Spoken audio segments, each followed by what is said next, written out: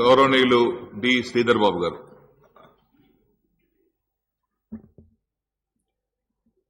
అధ్యక్ష, మొదటగా మా తరఫున మా సభ్యులందరి తరఫున మరొకసారి తెలంగాణ రెండో శాసనసభకు ఎన్నికైన తర్వాత మిమ్మలను అభినందించే కార్యక్రమ భాగంలో మాట్లాడే అవకాశం దొరికినందుకు మొదటగా మీరు నాకు అవకాశం ఇచ్చినందుకు శుభాకాంక్షలు, కృతజ్ఞతలు తెలియజేస్తూ, ఈరోజు మీ అందరికీ కూడా తెలుసు, మొట్టమొదటిసారి మిమ్మలను పంచాయతీరాజ్ మంత్రిగా మేము కలిసినప్పుడు మీరు మా నాన్నగారు గుర్తు చేస్తూ వారిని ఏ విధంగా పనిచేశారో మీరు కూడా నియోజకవర్గానికి అదే విధంగా పనిచేయాలని స్ఫూర్తి కలిగించిన వ్యక్తిగా నాకు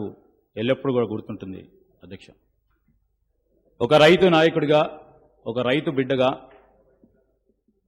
మీ వస్త్రాధరణ కానీ, మీ నడకడి కానీ, మీరు మాట్లాడే తీరు కానీ ఒక రైతును ప్రతిబింబించే ఒక రూపంగా కనబడుతుంది. అందుకోసమే కావచ్చు గతసారి గౌరవ ముఖ్యమంత్రి గారు మిమ్మల్ని వ్యవసాయ మంత్రిగా చేశారు. మీ ఆలోచనకు అనుగుణంగానే, మీ నడకడికి అనుగుణంగానే మీరు తప్పకుండా మేలు చేస్తారు, ప్రయత్నం చేస్తారనే ఒక దృక్పథం ఉంది కనుకనే గతసారి మీరు వ్యవసాయ మంత్రిగా పనిచేసి, మరి చిన్నతనంలోనే సింగిల్ విండో అధ్యక్షుడిగా, జిల్లా సహకార బ్యాంక్ అధ్యక్షుడిగా, 94లో మరి శాసనసభ్యునిగా, ఒక సీనియర్ శాసనసభ్యునిగా ఈరోజు ఒక గురుతరమైన బాధ్యతను, ప్రజాస్వామ్యాన్ని పరిరక్షించే ఒక వ్యవస్థకి సంబంధించిన ఒక ప్రధాన వ్యక్తిగా మీరు ఆ స్థానంలో కూర్చున్నారు. రాజ్యాంగంలో స్పీకర్ అంటే దాంట్లో అర్థం అనమలి ఉంది. అధ్యక్ష, మీరు కూర్చున్న స్థానానికి ఎప్పుడు మీరు మాట్లాడే అవకాశం దొరకదు. అధికార పక్షం, ప్రతిపక్షం, ఇతర పక్షాలకు సంబంధించిన గొంతుకు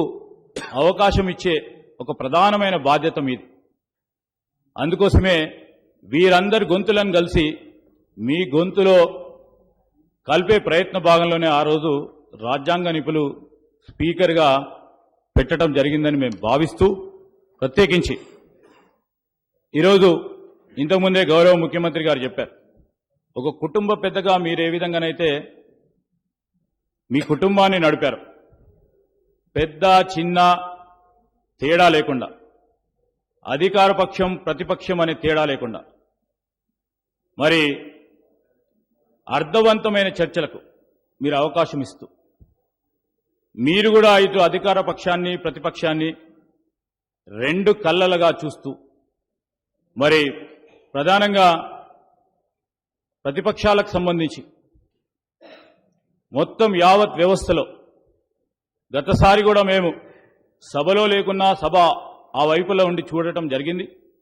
ఒక ప్రయత్న భాగంలో ఎక్కడైనా తప్పు తడకాలుంటే మీరు సవరణ చేసుకొని తప్పకుండా ఈరోజు ప్రతిపక్షానికి గొంతు ఉన్నది, ఆ గొంతును వినిపించే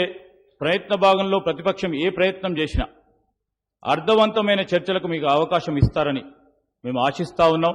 అదేవిధంగా అధికార పక్షం కూడా మరి దీన్ని చాలా సానుకూలంగా స్పందించాల్సిన అవకాశం, దాన్ని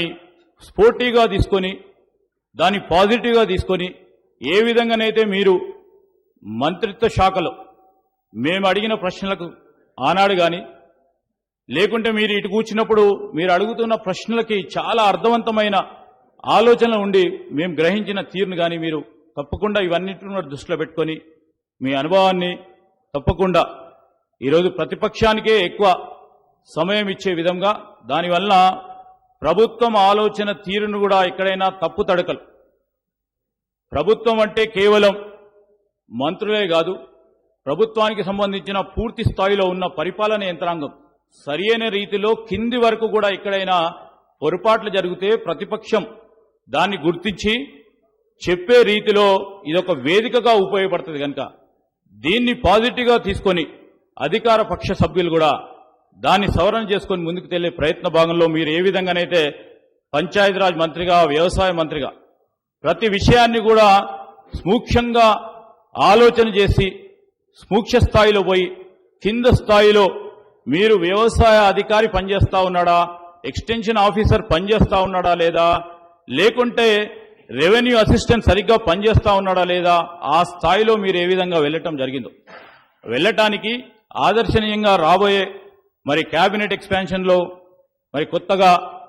మరి అయ్యే మినిస్టర్స్ కూడా మరి మిమ్మల్ని కూడా ఉదాహరణగా తీసుకొని ముందుకెళ్తారని ఆశాభావాన్ని వ్యక్తం చేస్తూ, మరి స్పీకర్ గారంటే మా నాన్నగారు మరి ఉమ్మడి రాష్ట్రంలో స్పీకర్గా పనిచేసే అవకాశం వారికి కలిగింది.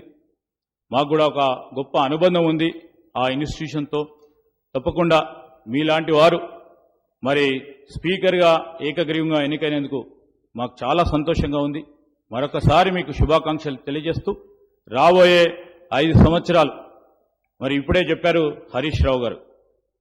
ఆదర్శనీయమైన రాష్ట్ర శాసనసభగా ఇది నిలవాలని వారు కోరుతా ఉన్న సందర్భంలో మీకు రేపు రాబోయే కాలంలో కూడా అధికార పక్షం పూర్తి స్థాయిలో సహకారం అందిస్తే తప్ప ఇది ఆదర్శనీయమైన శాసనసభ కాదు. ఎందుకంటే మీరు ఈరోజు న్యూట్రల్ పొజిషన్లో ఉన్నారు. ఇంతవరకు రైటో లెఫ్టో ఒక ఆలోచన విధానంలో పోయినవారు. ఈరోజు చేస్తా ఉన్నప్పుడు అధికార పక్షం వారు తప్పకుండా స్పీకర్ గారికి పూర్తి స్థాయిలో సహకరిస్తే తప్పకుండా ఆదర్శనీయమైన రాష్ట్ర శాసనసభ అవుతుందని మేము ఆశాభావాన్ని వ్యక్తం చేస్తూ మా పక్షాన, కాంగ్రెస్ పార్టీ పక్షాన పూర్తి స్థాయిలో సహకారం తప్పకుండా సభా వ్యవహారాల విషయంలో, రూల్స్ అండ్ ప్రొసీజర్ విషయంలో తప్పకుండా మీ పరంగా మేము నిలబడతామని మా ఆలోచన వ్యక్తం చేస్తూ మరొకసారి మీకు శుభాకాంక్షలు తెలియజేస్తూ సెలవు తీసుకుంటాం.